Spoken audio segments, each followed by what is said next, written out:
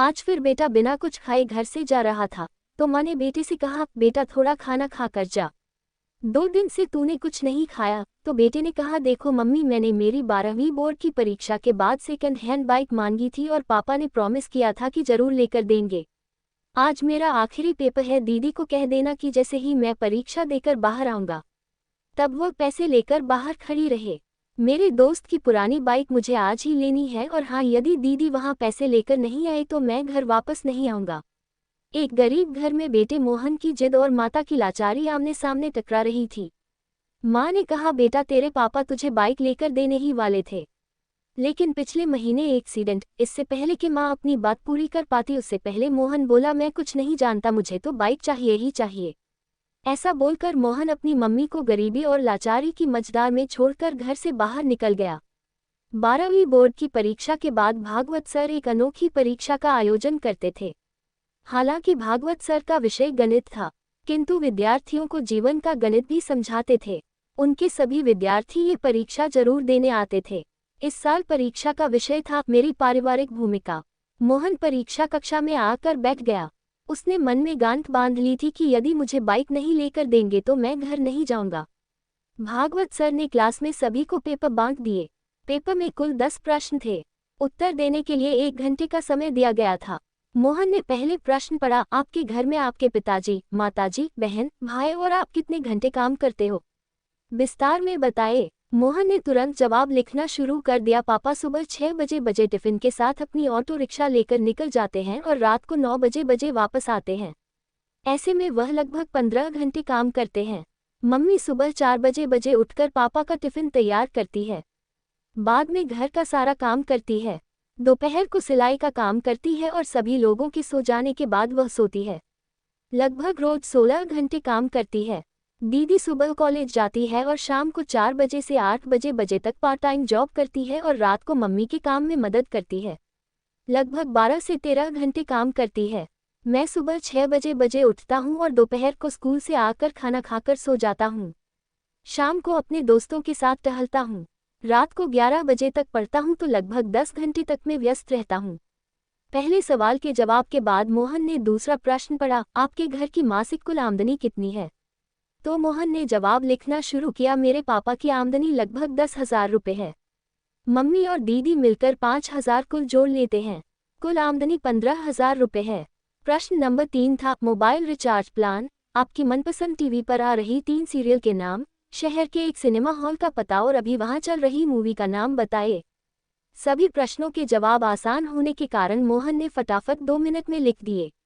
अब बारी थी प्रश्न नंबर 4 की और 4 नंबर प्रश्न था, 1 किलो आलू और भिंडी की कीमत क्या है? 1 किलो गेहूं, चावल और तेल की कीमत बताए और जहां पर घर का गेहूं पिसाने जाते हो उस आटा चक्की का पता भी बताए। मोहन को इस सवाल का जवाब नहीं आया। उसे समझ में आया कि हमारे दैनिक आवश्यक जरूरत की चीजों के बारे में तो उसे थोड़ा भी पता नहीं है। मम्मी जब भी कोई काम बताती थी तो मना कर देता था।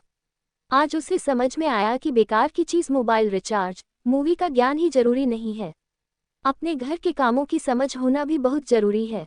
प्रश्न नंबर 5 था, आप अपने घर में भोजन को लेकर कभी तकरार या गुस्सा करते हैं? तो मोहन ने सोचकर जवाब लिखा, हाँ, मुझे आलू के सिवा कोई भी सब्जी पसंद नहीं है। यदि मम्मी और कोई सब्जी बनाए तो मेरे घर में झगड़ा होता है। कई बार मैं बिना खाना खा उठ खड़ा हो जाता हूँ। इतना लिखते ही मोहन को याद आया कि आलू की सब्जी से मुंह में को गैस की तकलीफ होती है, पेट में दर्द होता है। मम्मी अपनी सब्जी में एक बड़ी चम्मच अजवाइन डालकर खाती है।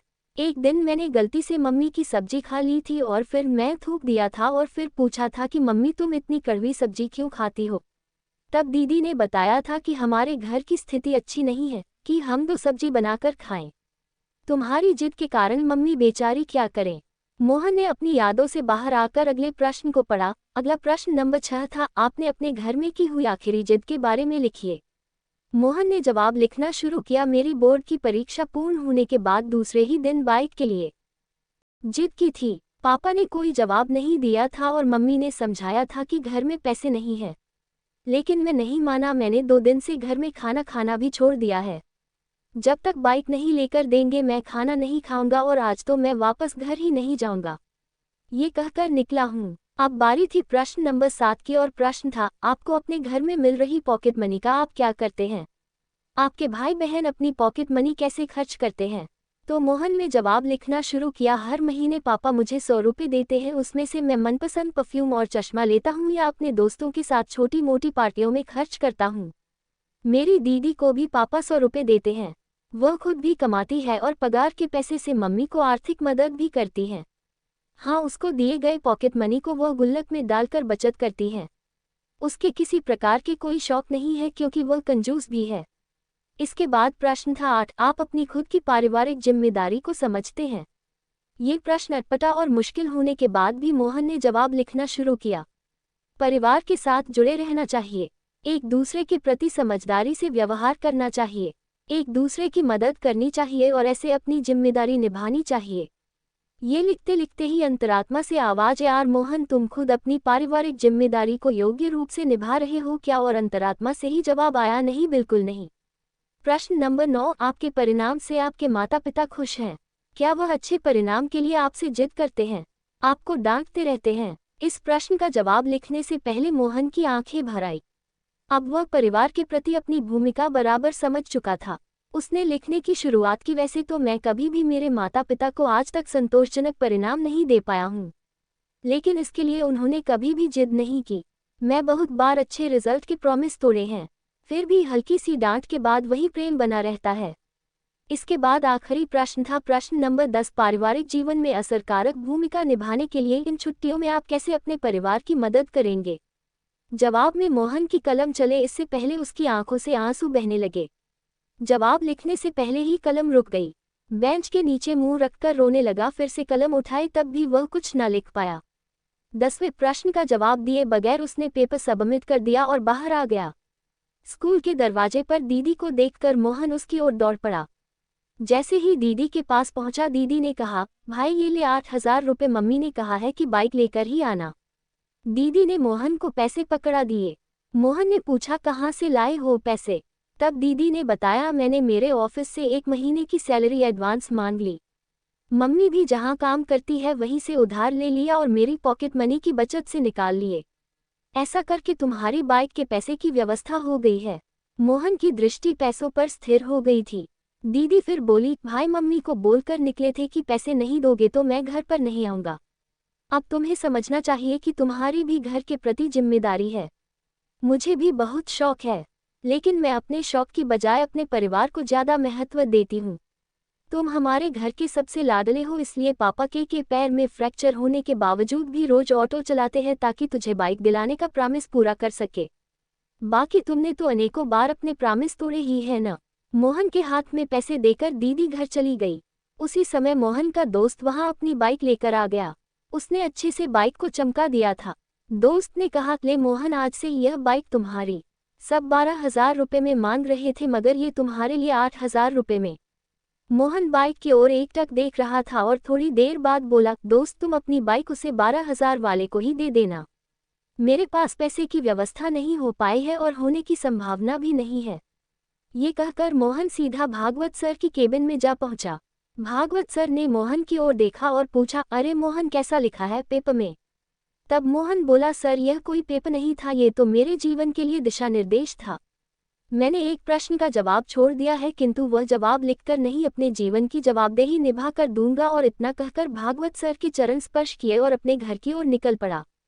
घर पहुंचते ही मोहन ने देखा कि मम्मी पापा दीदी सब उसकी राह देख रहे थे। मोहन को देखते ही मम्मी ने पूछा, बेटा बाइक कहाँ है? मोहन ने दीदी के हाथों में पैसे थमा दिए और कहा, सॉरी मुझे बाइक नहीं चाहिए, और पापा मुझे ऑटो की चाबी दो। आज से मैं पूरी छुट्टियां ऑटो चलाऊंगा और आप थोड़े दिन आराम करेंगे। और मम्मी, आज मेरी पहली कमाई शुरू होगी, इसलिए तुम अपनी पसंद की सब्जी ले आन। रात को हम सब साथ मिलकर खाना खाएंगे।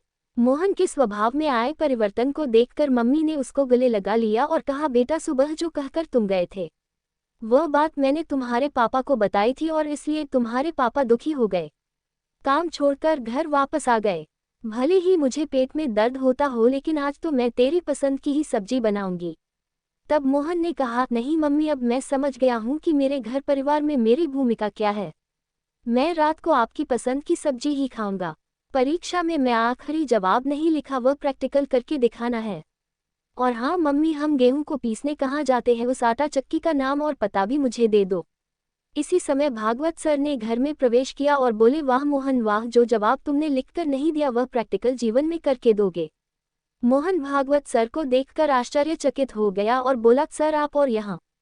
तब भागवत सर बोले, मुझे मिलकर तुम चले गए, उसके बाद मैं तुम्हारा पेपर पढ़ा, इसलिए तुम्हारे घर की ओर निकल पड़ा।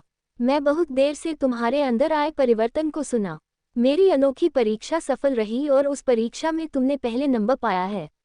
ऐसा बोलकर भागवत सर ने मोहन के सर पर हाथ रख दिया और उसे आशीर्वाद दिया। मोहन ने तुरंत ही भागवत सर के पैर छुए और ऑटो रिक्शा चलाने के लिए निकल पड़ा।